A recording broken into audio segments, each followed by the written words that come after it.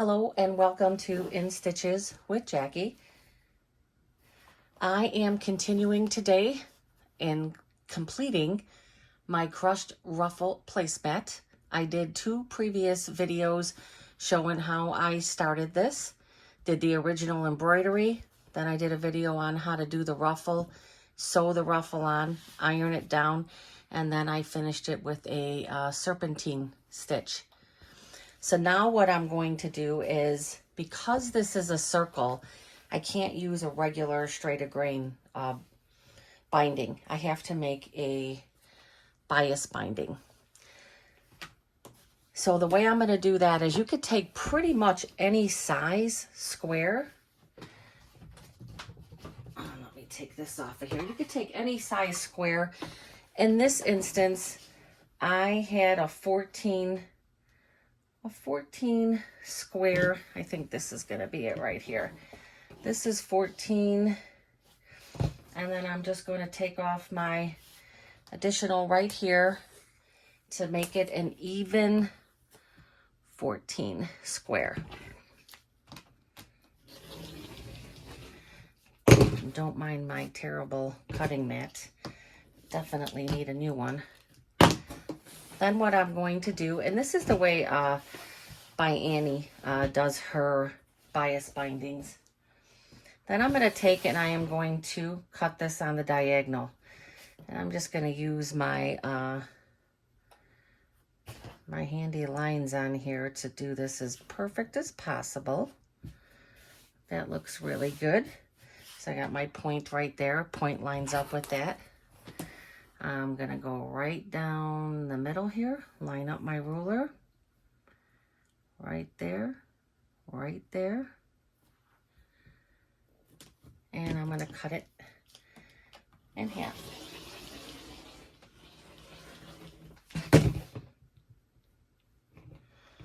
Kind of died out at the end there. Oh, we got it. So I'm going to have 2 pieces here, equal size. Then what I'm going to do is I'm going to take and I'm going to stack them on top of each other. So right sides of fabric together, and you're going to put it just like this. You're going to have a little bit of a corner in each section. Let me see if I can go kind of go down a little closer on that one. I've already sewed one of these together. So I'm going to put it like that. I'm going to do a 1/4 inch stitch all the way across, which is going to look like this.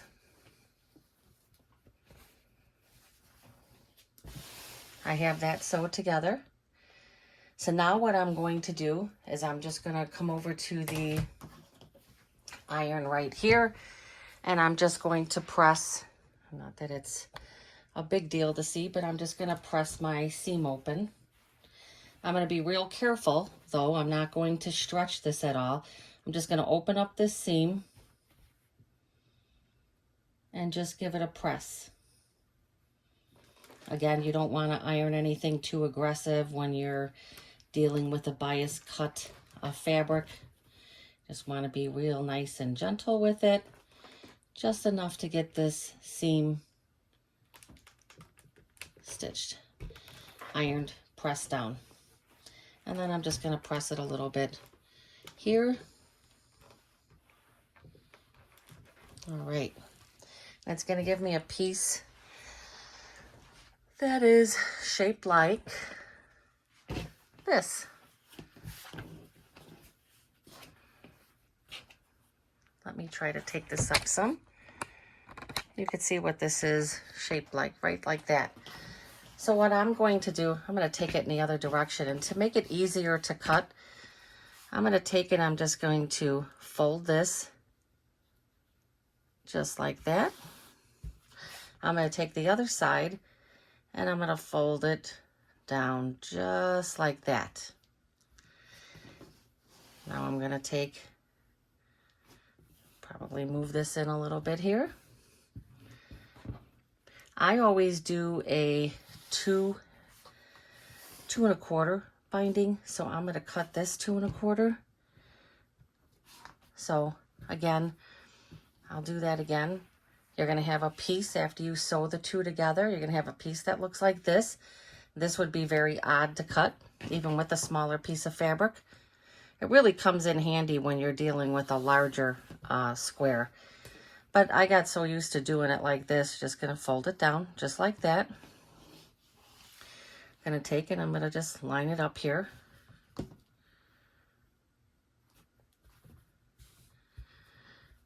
it all together. I'm going to take it, I'm going to trim off. Just get it evened out here. There you go, starting with a nice even piece. And I am going to go 2 1/4. So my quarter mark is right there. Quarter mark, quarter mark. I can line up even here. I can see I'm 1 2 1/4. I'm 2 1/4 here. So I'm measuring not only, no, you're not supposed to measure with your mat, but I did with both. And cut. I got my 2 1/4.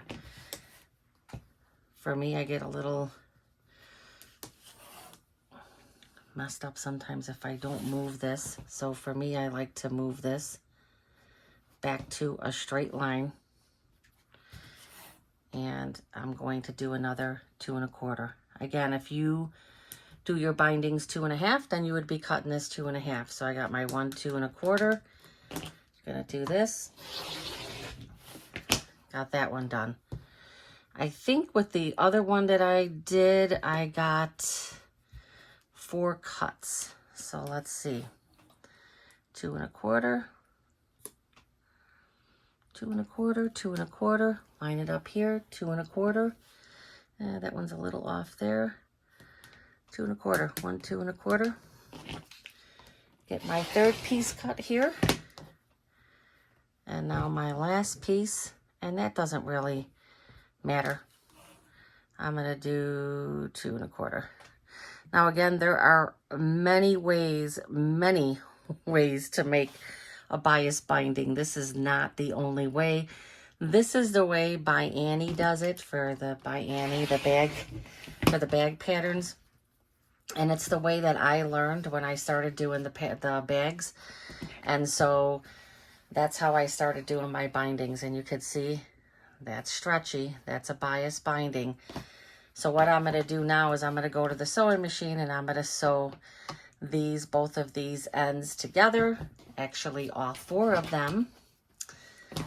Let's take this over to the sewing machine. I learned making all the By Annie bags, and it's pretty much what I have stuck with. Now my machine, before I started, was acting up a bit, and I'm not quite sure why. I'm hoping it's not going to act up right now. Sometimes you're going to get this. You just deal with it. I try to stay away from that, so when I'm sewing these 2 ends together, I'm going to try to look, and I am going to stay away from this end here. I'm going to try to make that an end. So I'm just going to match this up just like this, and I am going to sew this together. It's going to be the same thing. You're going to have a little corner hanging off each end because we're dealing with an angle.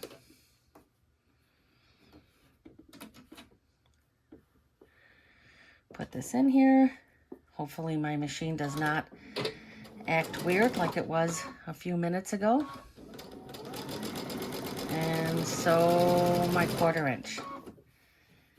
Now I'm going to take and I'm going to flip this side here.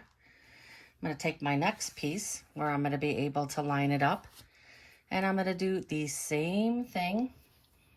I'm going to put this on here. And I am going to line it up again. It's not, you're going to have a corner. You're going to have a little triangle on each end. And I am going to do the same thing.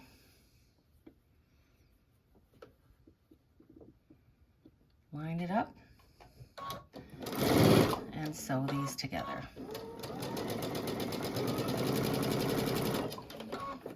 Now I've got 2 pieces sewn together.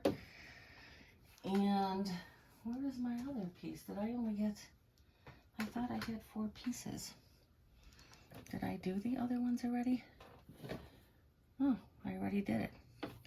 So I'm gonna take my last one. And all of these ended up pretty good. So my very beginning one is gonna have a wonky piece, and the last one. So that should be good with keeping it out. I can kind of bypass that. Again, I'm gonna line that up, and I'm gonna sew it with a 1/4 inch.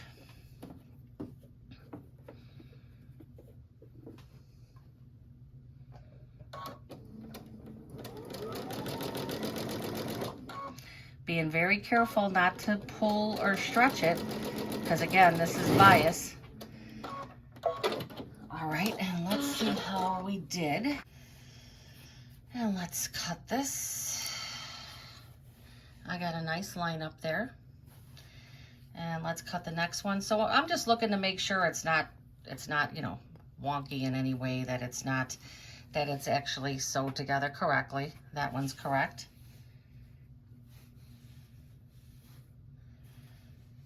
This one, that one's still okay. It's a little off, but not horrible. All right, so because this is bias, again, I don't want to do any crazy manipulating with this, but I do want to press these seams open. But I'm going to do it, you know, again, with just being careful, not putting a lot of, you know, not being aggressive with my iron at all. I'm going to do the next one.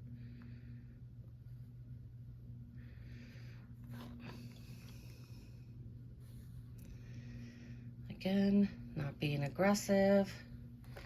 Get that on there. I love this little Aliso iron. I had mentioned before that it was one of those FOMO purchases. It was like fear of missing out, you know. I really wanted to get the Tula one, but I was like, yeah, this one was good enough. And I really do like it. I like the way the light comes on when you, I don't know if you could tell, but there's a little light. Now I'm being real gentle. Again, I'm just putting this down on here. And now I don't want to get comments saying I did this wrong.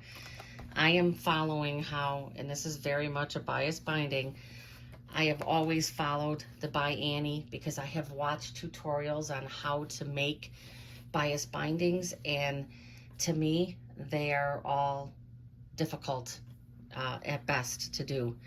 Now, they also say that you should not iron a bias binding, and I want to show what I do. I don't get aggressive. I just kind of take and do something like that. I just like to have it creased a bit. I don't slide my iron up and down, which, you know, if I was ironing a regular straight grain binding, you know, I would probably be a little more aggressive. But what I'm trying to do is just kind of get this all nicely lined up. Again, you can talk to some people and they will say you should never iron a bias binding because you're going to stretch it. This is to a small piece, so I feel like I have more control over this. I'm just trying to crease it. There are other ways I have seen where they say just take and put clips, right? So don't iron it, but take and close it like this and put a bunch of clips. I tried that method and it was not fun. The clips were sliding, falling off. I felt like, you know, for me, it didn't work.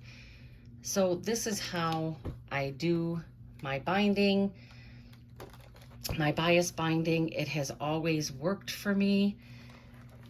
And so I kind of stick with what works. The by Annie way was the only way that it was the only one that made sense to me. And I seem to not have any problem. Again, there's my stretchy bias binding. I did not, it's still nice and straight. I didn't manipulate it in a way that caused any problems. All right, so now I'm gonna take it to my machine. So I'm gonna put my 1/4 inch foot on. And then I'm going to try this quilt binding foot that they swear by it, that it's perfect. So I'm going to try it. As you can see, it's still in the box. I haven't taken it out. In previous video, I did state how I'm one of those people who stitches I usually stitch my binding to the front of my project and wrap it around to the back. But for this project, I decided that I am going to go against the grain for what I normally do. And I am going to stitch to the back and work my way to the front. So, tools to have. Make sure you have your stiletto. Again, I am going to start on the back, which is very strange for me because that's not how I normally do my bindings. Project. Okay, so I am going to, I'm going to start sewing this on. But again, just putting on the binding how you would normally put it on. I think anytime you're working with bias binding and you're working in a circular motion or any direction or motion that's not straight, you should really kind of take your time. I did not increase my stitch length. This is at a 2.5 and it seems to be going well, so I'm not increasing it at all. I might increase it when I go. I could have cut these little corners off, and I'll do that right now.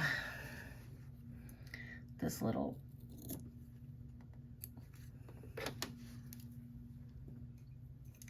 that little part of that corner that was sticking in there. Again, trying to keep my hand out of the way here. I'm sorry. So I actually don't mind doing bindings. The biggest, and I don't mind a bias binding.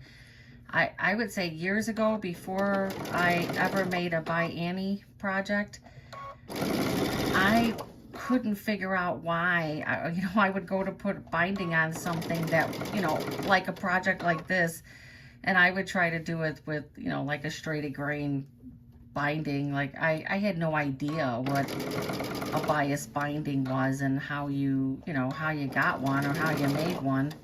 Sorry, my hand was in the way again. But again, you get the idea. I'm basically just sewing this on. I'm going to I'll take this maybe a little out.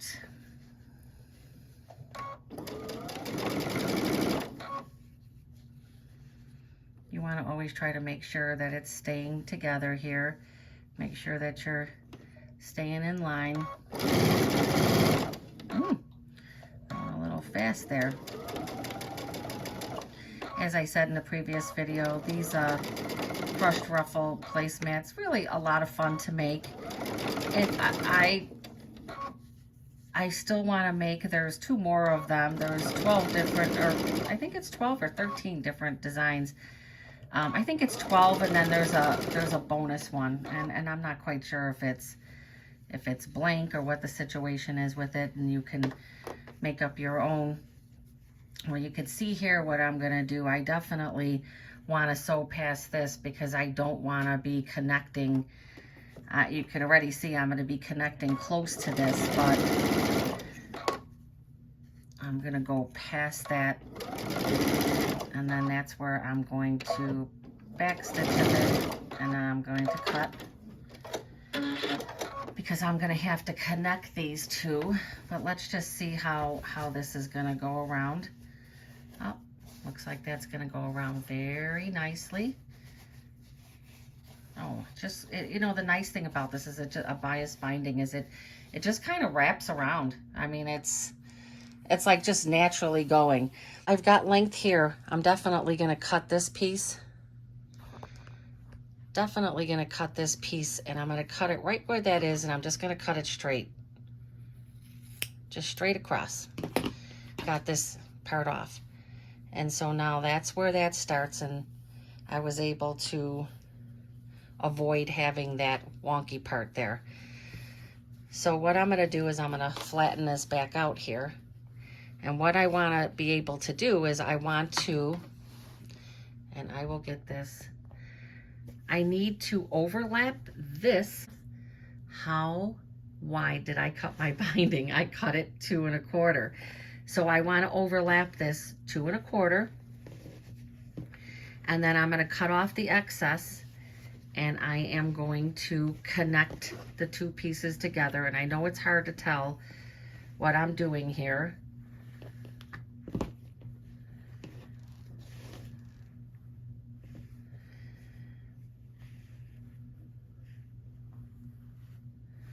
I'm basically, it's a little more difficult to do when I'm going to take a little bit of this tailor's chalk to mark it. And I do have a piece of white one here, or a lot of mine broke. I love this tailor's chalk. All right, so I've got it on there. I've got this laying down pretty good. I've got this laying down. Make sure that there's not slack there, because otherwise this is, to me, I feel like I have one chance to get this right, because I'm going to cut it and then I'm going to try to sew it together. So you only have one chance to get it right. So we're going to go here. You're going to see that this is good. I want this to be overlapped. Let me make sure that this is down. Let me make sure that this is down. And I know my arm is in the way. I am very sorry. So I'm going to measure 2 1/4. I'm going to get that sitting there as good as I can. As a matter of fact, I am going to cut off a little bit more of this bulk so I can get this a little better. All right. So there we go. This is down. And then I'm going to bring this around, and I'm going to measure. Again, this is the important one because this one's kind of a little looser. And I'm going to measure 2 1/2. I only have my big ruler here. 2 1/4. I keep saying 2 1/2, and I don't know why. Let me get a smaller ruler here. So I am going to turn it around this way where I can see it. This is where this one ended. I can see that much better. All right, so it's ending right here, and I'm going to go 2 1/4 from that spot. I'm going to place this down. That's exactly 2 1/4 right there. And I know it's very difficult to see. And I'm marking it. I got my mark line there. And I am going to cut that. Okay. So I overlapped by 2 1/4. I'm going to take it, I'm going to sew these two together. Now let's see. No, that's actually backwards. See, you have to be very careful. You want to take those two bottom ones and take them like that so that when you sew it together, it's correct. Okay, I found some pins. And what I like to do is once I get these crossed appropriately, as you can see that the tucking method is probably easier than this, but this is what I'm used to doing. Again, I took a clip to kind of clip this circle, and I'm just going to take, and this is how I normally do these because it is a challenge. It is a little difficult. I'm going to take and put a pin there. And then I like to take and put another pin here. Again, this is just stabilizing it. And I'm going to take and put another pin here. Just stabilizing it until I can sew my diagonal line to cut off my excess to finish my bind. Just adjusting my pins. And I'm going to try this again. I got that end lined up. Let me try to get that started. And then if I could get this, get that right there.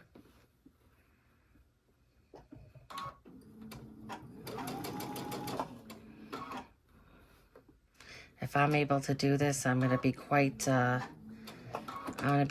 quite surprised with myself, because this was a little wonky to do. And I think that I am going to look up on how to do it, the turn under method. I'm not good at that method. That's actually not bad. Let's see when I take these pins out if I did this good. Okay. Whew, got that done. Now let's see how good that is. Again, I'm going to try my next one. I'm going to try the measurement around, and I'm going to cut that, and I'm going to add the 2 1/4 and connect it together and see if I can do this in one piece. That's gonna be my next challenge. So now I'm gonna finish sewing this on, and this whew, that was pretty rough. But persistence, actually it wasn't that bad. Persistence does help. I was gonna immediately try to give up, but again, the other method of putting it under, I just kind of feel like isn't the best way to go. All right, so I've got it all. Let's see. I love the bias binding the way that, and I'm not gonna do any manipulating or ironing.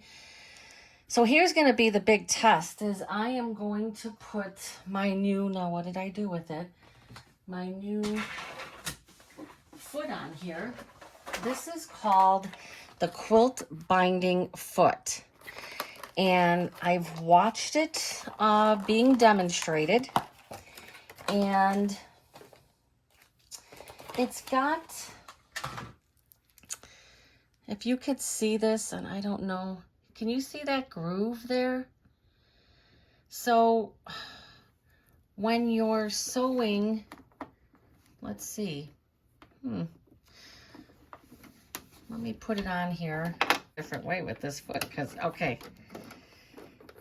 Oh, I'm going to put a couple clips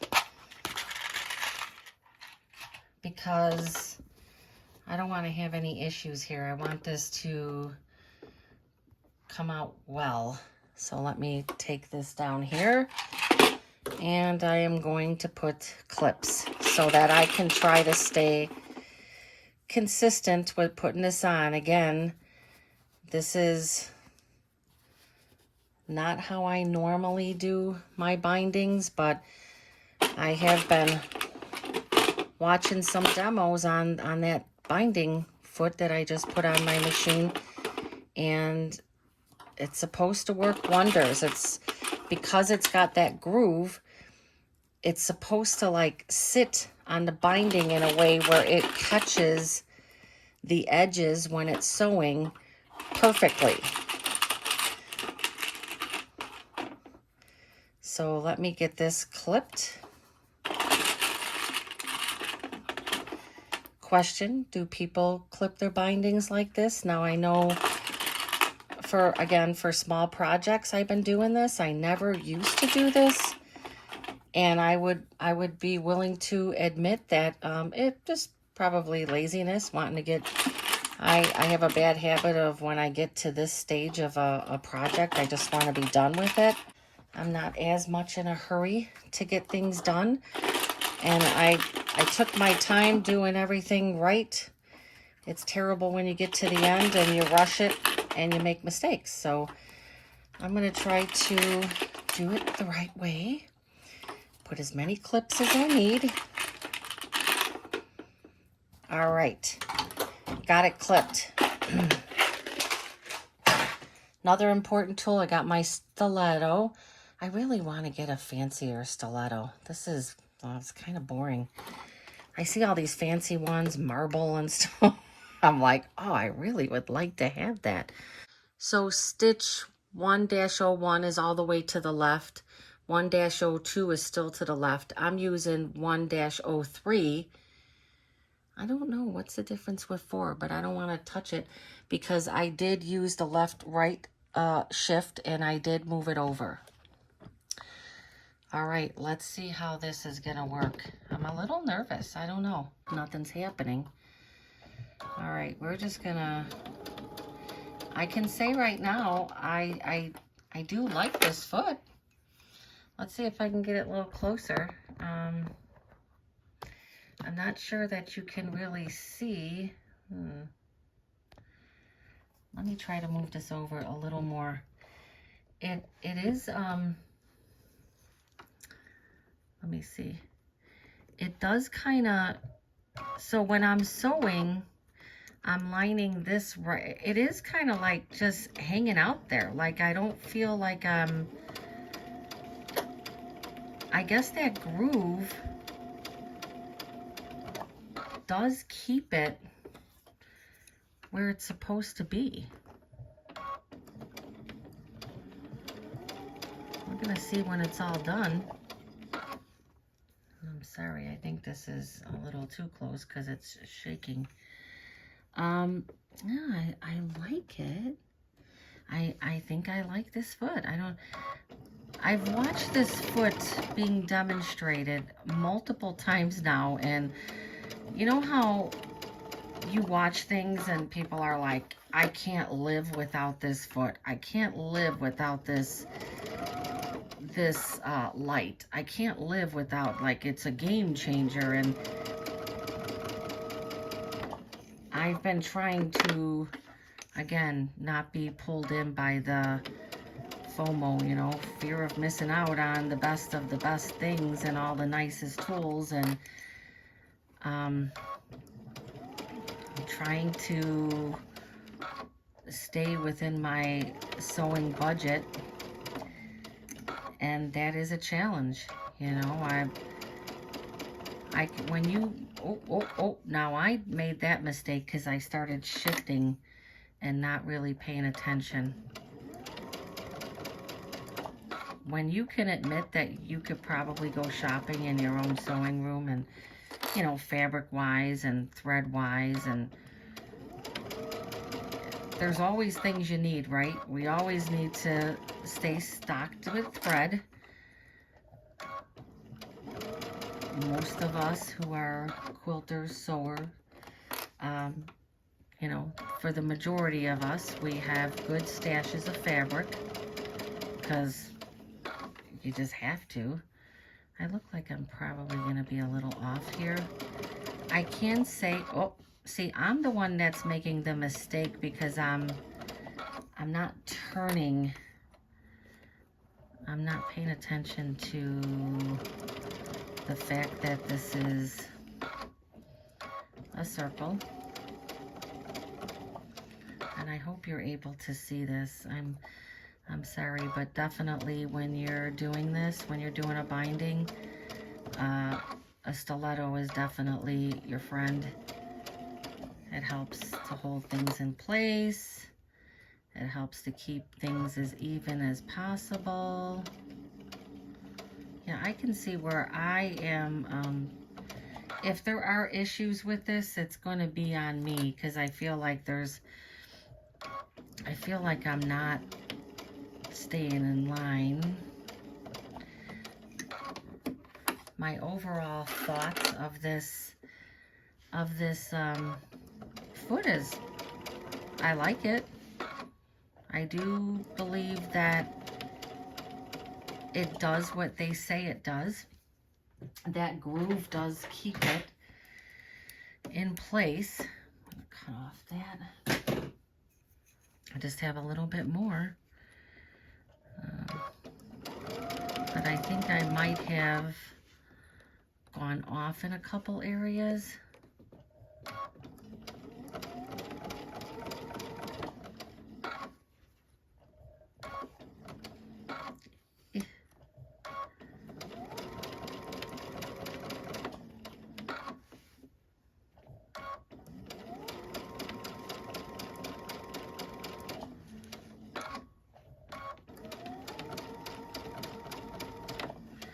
So you're basically, before I get to the end, this right here is where, you see where this is right here? It's kind of hanging out right there. And I don't have to do a whole, like it does, that groove does make a difference because I can feel that it keeps it in place. To my beginning part here, and we're gonna see, I'm gonna pull this, and we're gonna see how I did. Now there's a couple areas that I feel, let's see, look at that. And there's a couple areas where I feel like I geared off a bit, but yeah, like right there. But still, that's pretty nice, right? I mean, I can admit the areas like right there, but I'm still in it. I still have my thing there, so I didn't miss it. All right. So, I think that this foot is a winner. Now let me take this out. And here we go. It is completed. Can I take this out more? It's done. So it's my second one. I can say that I'm gonna do the rest of them. That foot really did make a difference. And for anybody who has a baby lock or a brother, I think, this is the quilt binding foot. And it was like, what, $15, $14.88? And yeah, I agree. It did a very nice job. Any area where it's a little wonky, I admitted that was me. Looks nice on the back. All right, there you go. This is the Christmas Crushed Ruffle placemat. As stated before, I think this would make a great gift. It was a lot of fun to make, and if you're interested in seeing more of them, please leave it in the comments and I will definitely show more of this project. Otherwise, I'll be moving on to some other things.